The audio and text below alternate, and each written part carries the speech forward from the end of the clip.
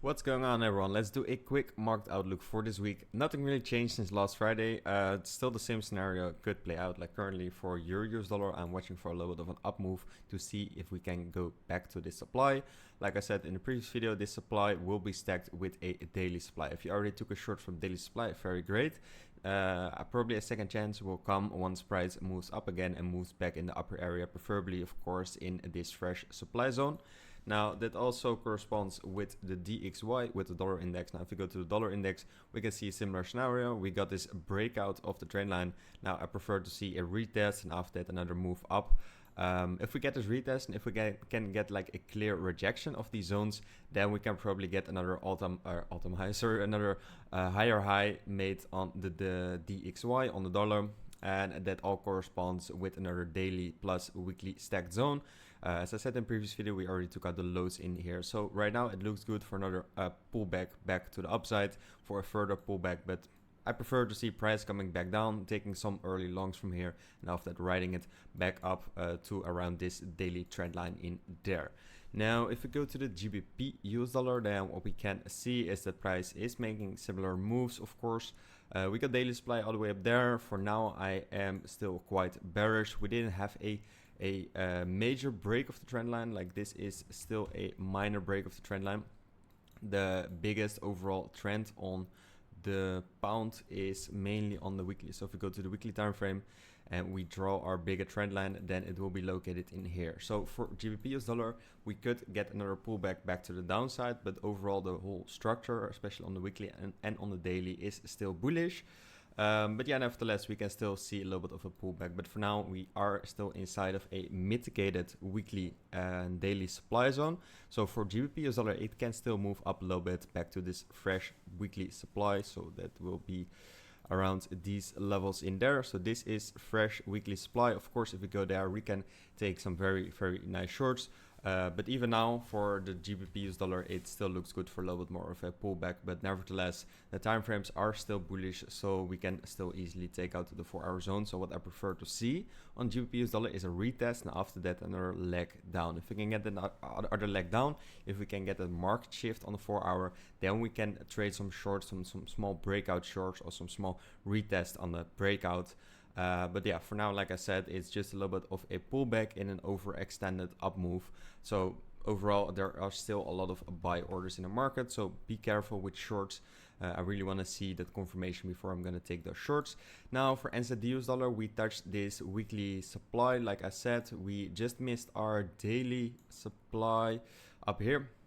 But overall, the weekly supply is still touched and there's currently bearish pressure in play. Similar scenario to the pound dollar. Now what we see on the daily is that price is around these fresh highs in here, around these fresh supply zones. And we can see a little bit more of a bigger pullback on NZDUSD, but still, yeah, the overall trend is still quite bullish. Now, if we go to the daily time frame, you can also see it more clear. What we had in here is we had a downtrend. That one was broken. We had a retest of the demand zones, and currently we see that market is shifting up. It broke the high in here. So overall, a pullback would play out nice, but long term, I think the NZDUSD can still move up quite a bit. Looking at the overall market shift happening on the weekly time frame. Now that's it. Going to the AUDUSD. On AUDUSD, we see a similar scenario. Also on the weekly, we see that trend shift playing out. Now if we go to the daily time frame real quick, then what we see is that a price is currently inside of this fresh supply zone. So we already took out a lot of liquidity from all these moves in here. All the shorts, or most of the shorts in here, were probably taken out. And we can still see a pullback. So for now, I'm mainly trading that pullback, or I'm gonna trade that pullback now for the AUDUSD. What we had is we have a small change of character in here, and we have a small supply zone being created. But what I prefer to see is this supply zone being removed, price moving a little bit further up inside of this supply zone. So that could also correspond with another small leg down on DXY, and that's mainly what I'm watching. For now, I'm not going to take any shorts from here, because if I want to take some shorts from a supply zone like this in a very bullish move, you want to see that overextended downward move and then a pullback, and then you trade a pullback. But for now, we have only 2 bearish candles, which so for now there isn't really a lot of selling pressure in here, and I really prefer to see either way a move up, taking out liquidity and then taking a short, or having a further push back to the downside, then a retest, and then take it from that retest. So that's mainly what I'm watching for these pairs. Now regarding gold, we already made 4, almost 5 tests of these highs right now, so it can still be taken out. But what we're seeing right now is that we broke this trend line, that we created a supply zone. So for now, price is just ranging at these tops.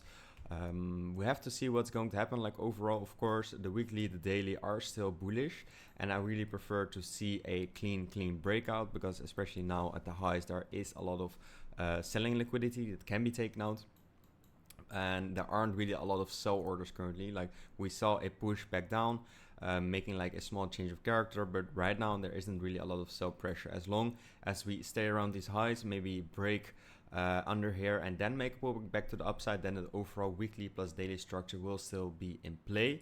And for now, I'm watching a little bit more of a pullback back to the downside before we're gonna make another run up. But overall, of course, the daily weekly time frame is still bullish, and on the daily time frame, on the 4-hour time frame, we also have some zones right below this low. So we broke the trend line. We can still move down since we had another small market shift on the 4-hour. And I will be watching either way these zones in here being removed or price moving down and touching this demand zone. And yeah, that's it. Going over to the crypto market. Now it is also still ranging. Bitcoin is still in that range, like we said. Price came back up in our small ping pong table, how we call it. Like price just ranging for like since the start of this year and just playing like ping pong, like just going up, testing the highs and going back down again mid-range right now. As you see, we have this 0.75, that's like the top range in here. We have the 0.25 is the bottom range, and the 0.50 is the middle range. Now what we saw is that price just broke below there. It made a little bit of a retest, and currently it is moving down. Now if we go to the daily time frame, price still looks bearish, so I really like to see another downward move on the Bitcoin to at least go to the 0.25 and hopefully even go lower and break this low.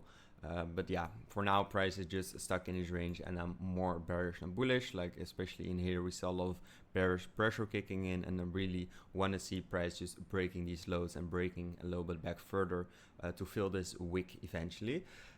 Now that's it. I'm going to close the video. So good luck trading this week, and I will see you in the community.